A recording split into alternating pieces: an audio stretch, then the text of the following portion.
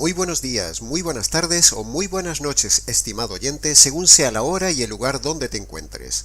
Les saluda y habla nuevamente Nikos Ricoy desde el Ministerio Tinajas, llenando a cada uno con el agua de la palabra. En el día de hoy, en todo el ambiente cristiano que nos rodea, uno de los temas más polémicos y discutidos en la teología bíblica es saber dos cuestiones. Si el Señor Jesús pasó haciendo el bien y nunca pecó, y si él judicialmente no merecía morir, entonces tenemos dos preguntas. ¿Por qué tuvo que morir? ¿Y quién fue el que lo mató? Podría dar las respuestas ya, de forma concreta, pero quiero que antes vea el contexto y las razones que argumentamos para dar al final del videomensaje las dos respuestas. No es que uno quiera generar expectativa hasta el final, sino que antes de contestar estas dos preguntas, que son el lema de nuestro videomensaje, vamos a dar un par de puntos y 8 argumentos. Punto número 1. Cuando hablamos del término compuesto Jesucristo, estamos hablando de dos naturalezas a la vez en un sujeto, es decir, una naturaleza humana perfecta, llamada Jesús, y una naturaleza divina, Dios el Hijo, viviendo dentro de ese cuerpo perfecto. Así como en el Antiguo Testamento Dios habitaba en un arca, ahora en el Nuevo Testamento, en ese arca móvil llamado Jesús, habitaba el Hijo de Dios, es decir, una de las personas de la divinidad, el cual es totalmente divino en toda su esencia plena. Como decía Pablo en Colosenses capítulo 2, en él habita corporalmente toda la plenitud de la divinidad. Necesitamos aclarar esto en primer lugar para que se vea de forma pública lo que creemos teológicamente y en segundo lugar porque es necesario decir esto para saber lo que sucedió en la cruz. En la cruz había un hombre y dentro de ese hombre estaba una de las personas de Dios, el Hijo. Dicho básicamente esto, continuemos el viaje argumental hacia las respuestas de nuestra pregunta de hoy. ¿Por qué tenía que morir Jesús? ¿Y quién mató al Señor Jesucristo? Pero antes nos falta aclarar el segundo punto. Punto número 2. La Biblia dice y nos enseña muchas veces de forma inferencial las doctrinas que en ella hay, es decir, de forma deductiva o de forma indirecta. Por ejemplo, el caso más claro de esto es el tema de la pluralidad de Dios y el tema de la Trinidad de Dios, donde no se enseña de forma directa, sino de forma indirecta, es decir, de forma inferencial. Y así podríamos seguir con muchos temas de doctrina que se deducen solo por la ley hermenéutica de la inferencia, que nos enseña las verdades de la doctrina de forma indirecta. Jamás en la Biblia se dice claramente la Trinidad, sino que se infiere claramente. Jamás en la Biblia se dice claramente que Dios es plural y trino, sino que se infiere claramente que es plural y es trino. La ley hermenéutica de la inferencia es una importantísima ley universal de interpretación de cualquier tipo de textos, sean jurídicos, literarios o bíblicos.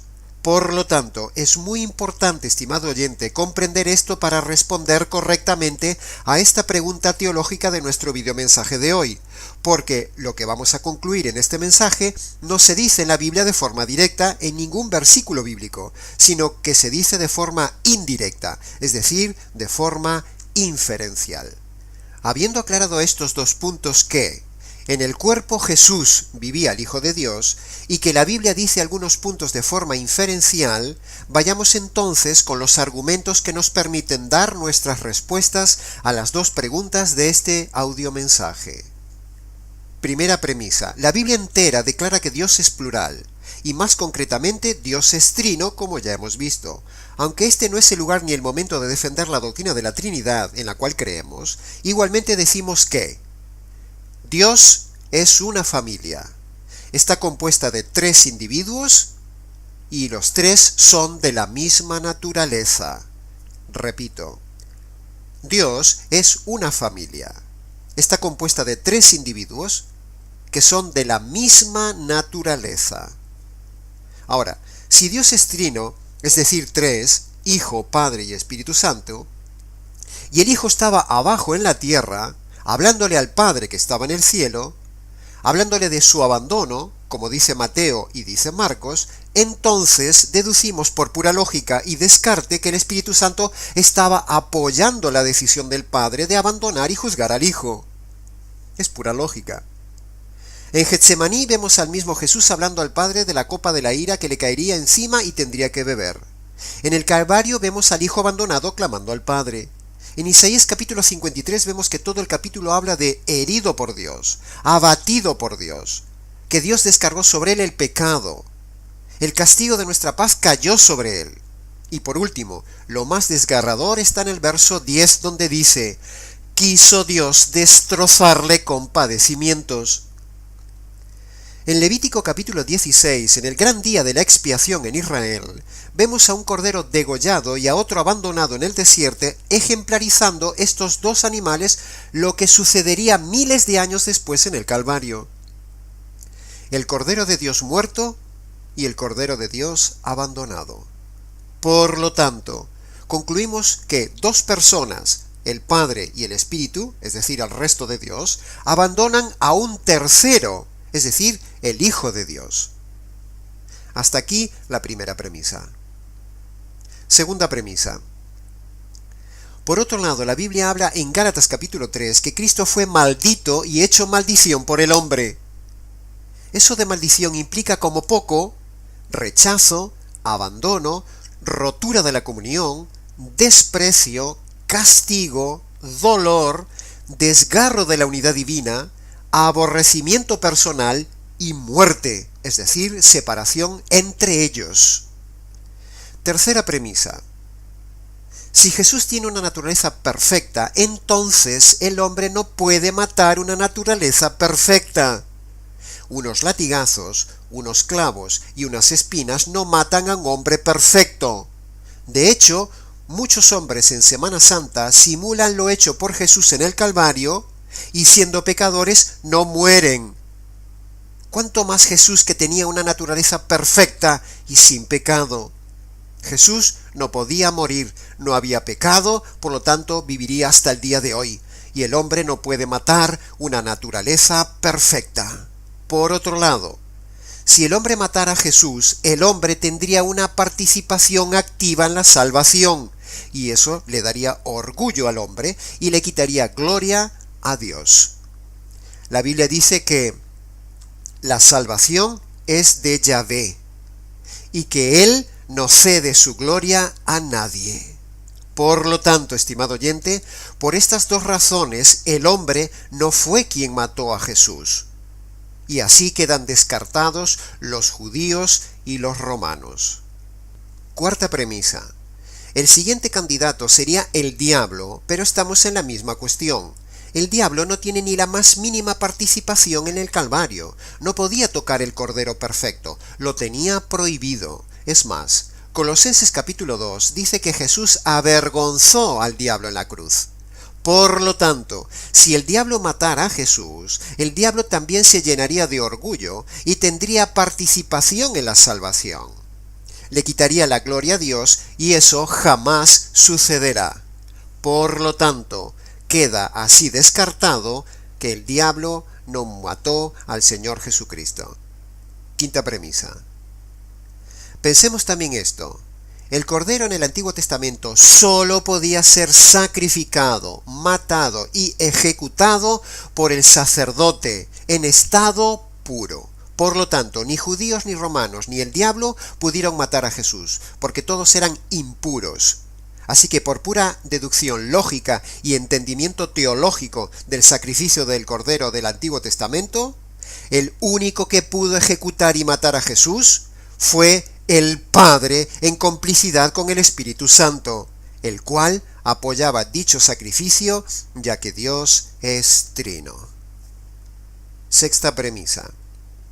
Por otro lado, tenemos también el apoyo de la tipificación de este sacrificio del Padre matando al Hijo en el caso de Abraham con Isaac. Isaac era el hijo de la promesa, igual que Jesucristo. Isaac era inocente, no había hecho nada para merecer la muerte, igual que Jesucristo. Y continuando con la similitud, Abraham, representando a Dios el Padre, iba a sacrificar en el altar a Isaac, lo iba literalmente a matar. Es muy clara, estimado oyente, la enseñanza de esa historia. Toda esta historia del sacrificio de Abraham con Isaac tipificaba, ejemplificaba y anunciaba, profetizaba lo que sucedería varios siglos después en el Calvario. Así que Jesús, el hijo de la promesa, como Isaac, inocente como Isaac, fue sacrificado por el Padre. Contundente e irrefutable. Séptima premisa. Tampoco debemos olvidar que el mismo Jesús en Mateo capítulo 25, versículo 41, declara esto: «Apártate de mí, maldito». Esto es lo que dice a todo hombre que no se ha convertido, y esa maldición es precisamente la maldición y rechazo, apartamiento y separación, abandono y castigo que le cayó a Jesús en sustitución del hombre no convertido.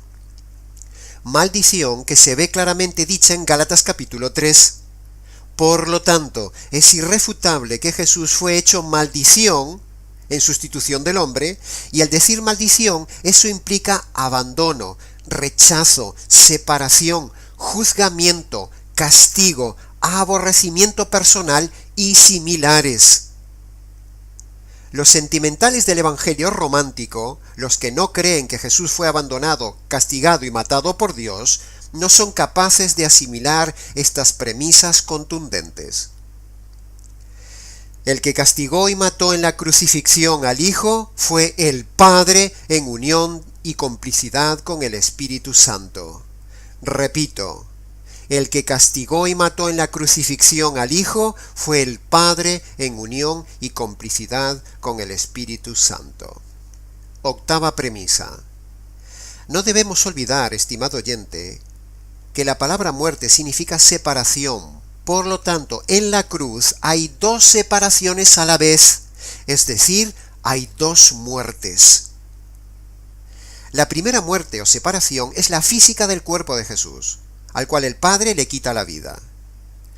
Segundo, la segunda muerte es la separación del Hijo de Dios de la unidad divina, por ser rechazado por el Padre en complicidad y apoyo del Espíritu Santo. Es decir, dos de ellos, Padre y Espíritu Santo, deliberadamente se apartaron, desterraron, desgajaron, desgarraron, destrozaron, los separaron de la unidad divina.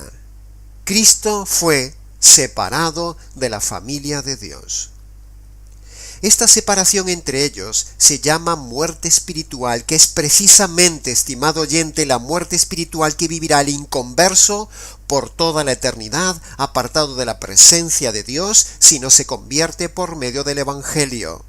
Repito, esta separación entre ellos se llama muerte espiritual, que es precisamente la muerte espiritual que vivirá el inconverso por toda la eternidad, apartado de la presencia de Dios, si no se convierte por medio del verdadero Evangelio. Por lo tanto, en Jesucristo hay dos muertes. La muerte física de Jesús, porque está escrito que la paga del pecado es la muerte física, y la muerte espiritual, es decir, la separación que vivió el Hijo respecto del Padre y del Espíritu Santo. Esta muerte espiritual del Hijo de Dios equivale a la muerte eterna o separación eterna de Dios, que es lo que le espera al hombre pecador.